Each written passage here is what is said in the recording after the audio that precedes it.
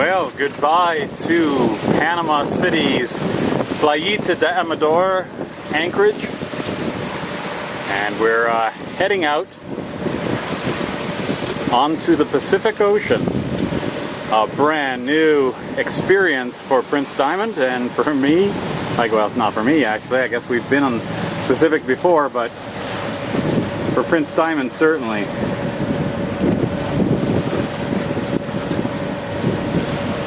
There's Panama. We went there ashore today to do some shopping. And now that we've finished the shopping, we're off. On way to the Las Perlas Islands for one night. It's about, it's a fairly decent trip, 30-something miles, longer than I thought it would be.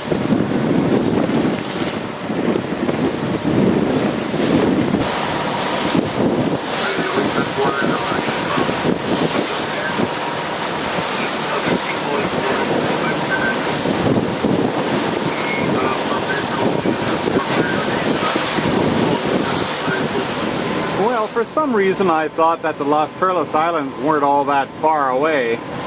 Maybe 10 miles or 15 miles from Panama City. But as it turns out, they were more than 30 miles away, and as we got a late start this morning, having gone into Panama City to the supermarket and done some more shopping, we ended up leaving around noon hour, and so we had to hustle. So we've been hustling along at a pretty high RPM to get down here before dark. So this is Prince Diamond in the Pacific, approaching the Las Perlas Islands.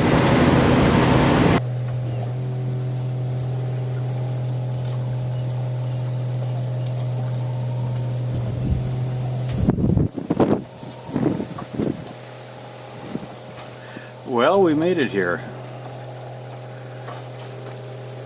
Bit of a tricky anchorage to get into. It's charts aren't great for the area, but we managed to get by those reefs that you just see there.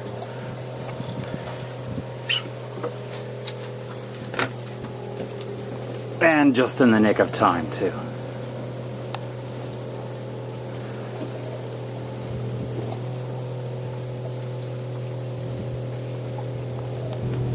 There's only one other boat here with us at Isla Casaya. A nice anchorage down at the southeastern portion of the island. Nicely protected from the north wind that's been blowing for weeks. Got the water maker running. That's what you can hear in the background there. Sun's just going down, Carol. Yeah. Look at that. Perfect timing. Yeah. Dinner is at least started. Very pretty.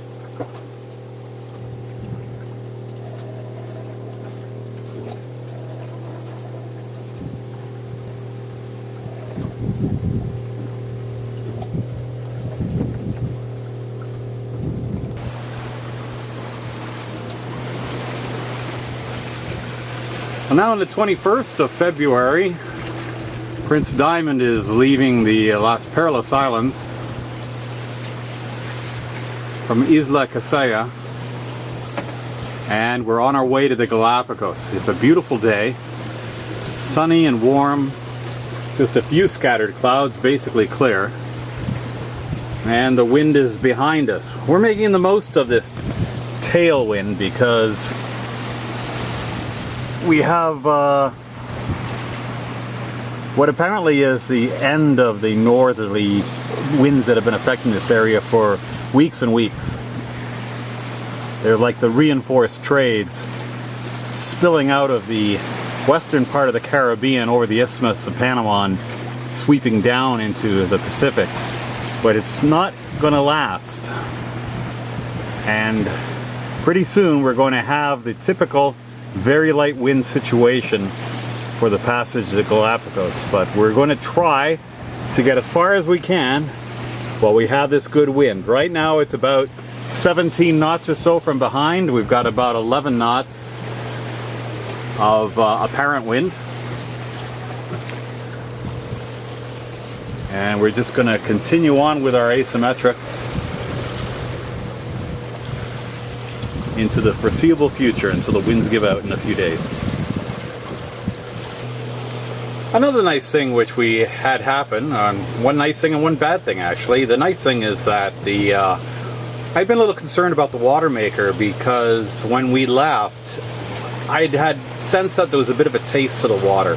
So I was worried that maybe we were starting to have an algae infection inside the water maker, and that can be very difficult to get out, and I didn't have any cleaning chemicals. I would have had to order them. So I was hoping, you know, against hope that things would work out okay, but they have actually. We started up the water maker, it's working fine, and today it's yielding about 150 parts per million dissolved solids. The human limit is something like 500, and well, actually that's what the company suggests. There is another limit which the government puts out, which says it's 900 parts per million. But anyway, 150, earlier it was 191 parts per million, and the water has no taste anymore. So perfect. I don't know if the pickling chemicals that we had put in the water maker to hold it over the 2 months that we had gone home during Christmas, so whether that had cleaned up the problem or not, or what the story was. But anyway, we're very happy that our water maker seems to be working great, and we're making water now. The bad thing that happened is that we went to put up the Genoa, thinking that we're going to get some lighter winds, we'll get the Genoa up in place of the jib. And the Genoa came right out of the left track as I was putting it up, and I'm thinking, what the heck happened? I took a look at it. Some of the stitching is starting to rot out on the Genoa. So the Genoa is not usable at the moment, and we're going to have to get that fixed sometime this year. Possibly check in the Galapagos, see if it can be done there for a reasonable price, but if not, it'll have to wait for Papi. Oh, anyway, that's how things stand right now. What a difference this compared to coming down from Turks and Caicos to Panama. Nice and relaxed. Wind is behind us. No rolling, no pitching, no jumping around. Everything quite pleasant. And we're back again to the watch system tonight.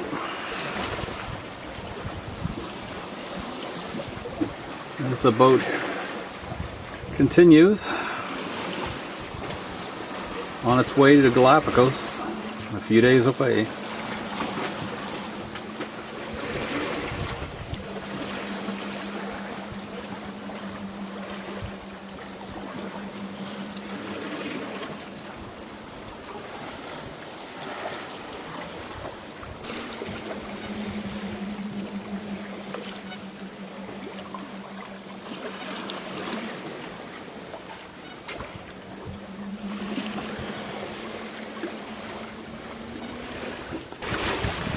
It's February 22. We were planning on heading down more of a southerly direction and pass Isla Malpelo on its eastern side, which is the usual way to do it in order to try to get as much southing and below the doldrums as possible before turning toward the Galapagos. But the grid files have been showing that the wind is going to die in that area and yet stay fairly strong in the proper direction for a nice run if we keep to the east and north of that island. So we are going to do that. We've jibed the asymmetric, and now we're headed almost directly toward the Galapagos actually. And so we've doubled our speed, and as well we've cut way down our distance that we have to travel. So it's all working out very well. We hope that the forecast will stand up to the truth of the situation.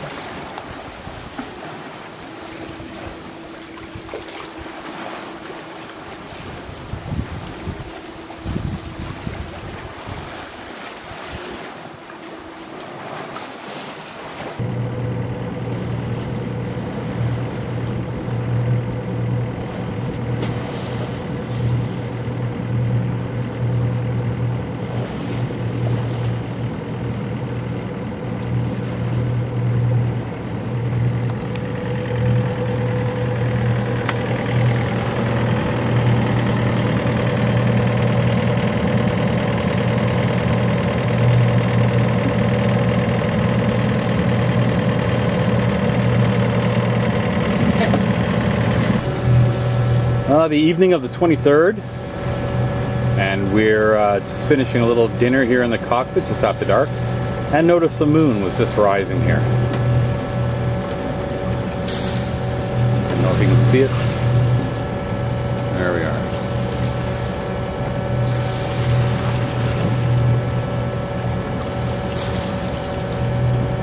Just coming up blood red.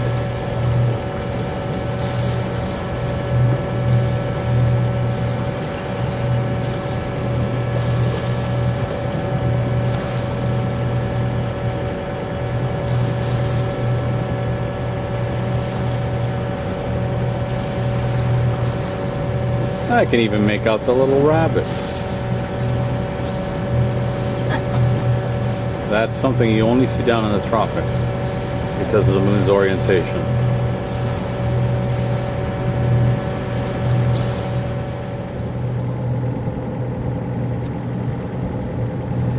It's the 24th of February.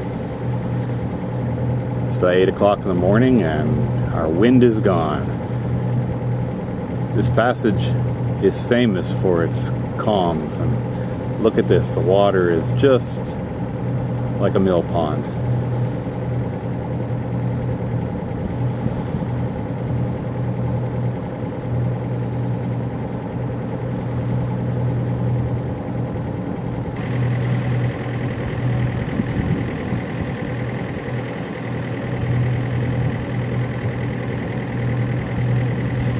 We just keep traveling along now under engine, about 1200 RPM.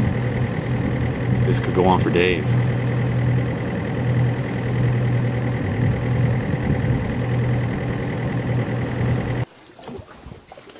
Waiting for the chef to create her most fabulous creation of the day.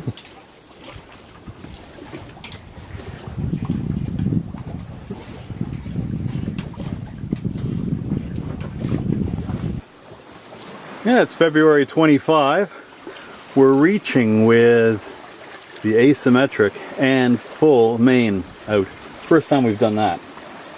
Now what's interesting is that a few minutes ago we remarked on this fishy smell that there was suddenly evident, and then it went away quite dramatically. We're wondering whether a whale had exhaled somewhere upwind of us or something like that. I couldn't think of any other reason why something like that would happen right out of the blue. Anyway, we've been looking around and we haven't seen anything, so I brought my camera up though just in case. Alright, trying our radio out, the DSC capability of it, to call a sailboat that's near us, Doratita. Alright, we'll see what happens here. I just entered their MMSI number.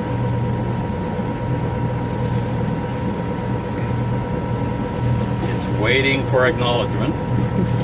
I've chosen channel 8 to talk on.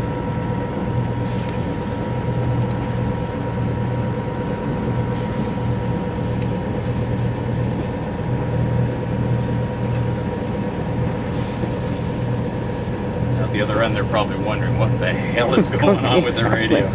It'll be ringing at them like a telephone. Because they're like me, they've never done it before.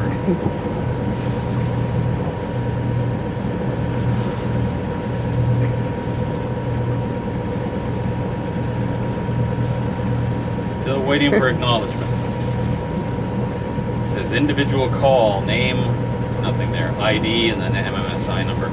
Category routine, channel 8, since 00:54. It's 54 seconds.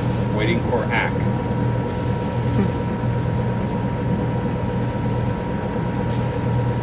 We're still waiting for the ACK.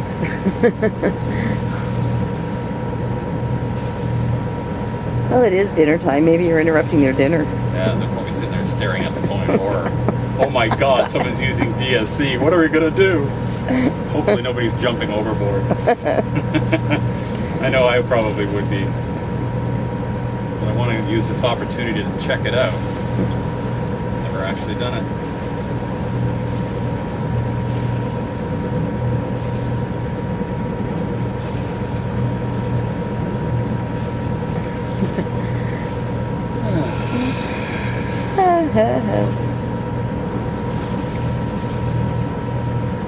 It's good to know how to do this. Yeah, if anybody ever uses it. Well, 3.5 minutes, still waiting for Ack. Hope Ack hurries up and gets back to the helm. This is a sailboat Doratita that suddenly showed up on our AIS as being about 10 miles ahead of us, slightly off the port. We had not seen it at all, so it's either it just turned on its AIS or it just came into range.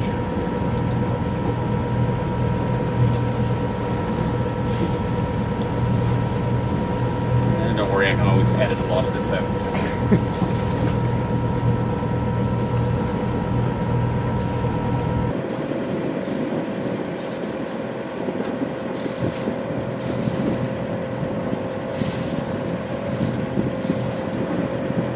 I think the next few days are going to be a lot like this. Winds are going to get very light.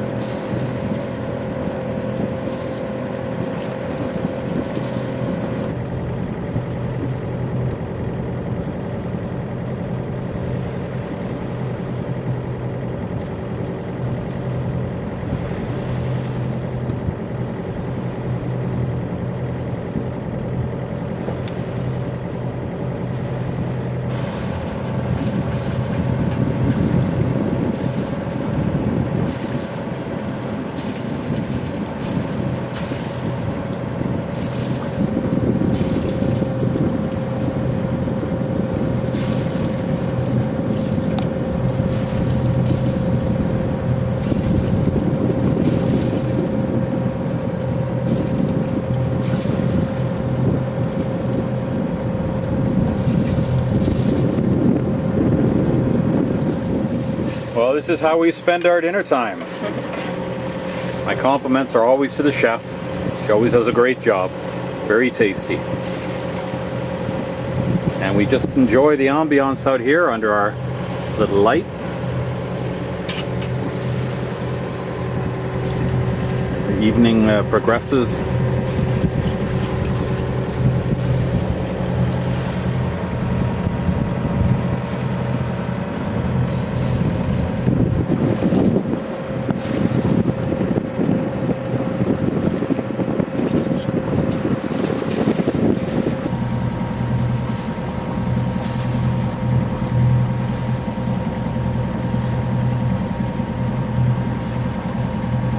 Dolphins jumping back there. I don't see them on my viewfinder though. Oh, yeah.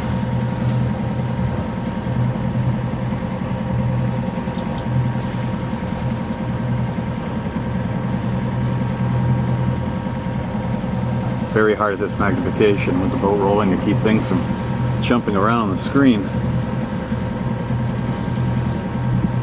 Well, maybe they'll come closer. That'd be nice.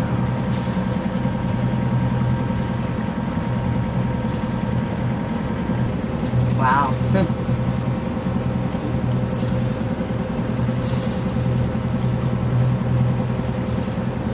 Not really big ones.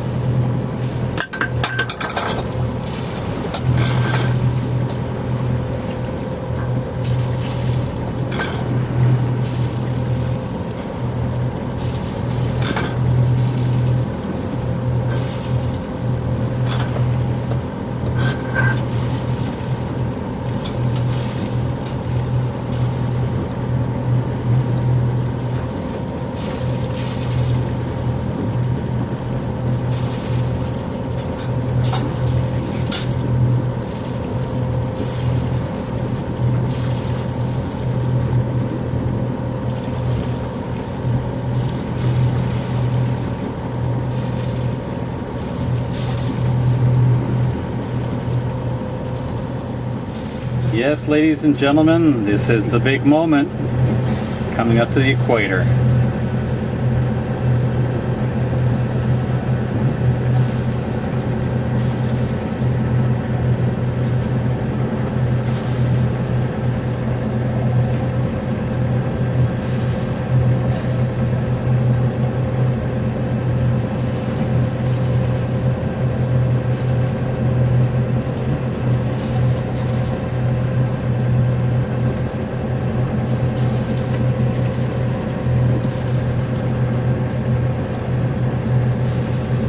That's it. Wow. Oh my goodness. Yeah. King Neptune, thank you for giving us good weather and inviting us to partake of this wonderful experience that's hundreds of years old. We'd like you to have the first sip of this in honor of our crossing the line for the first time. Woo! To King Neptune. Long may he reign. There you go.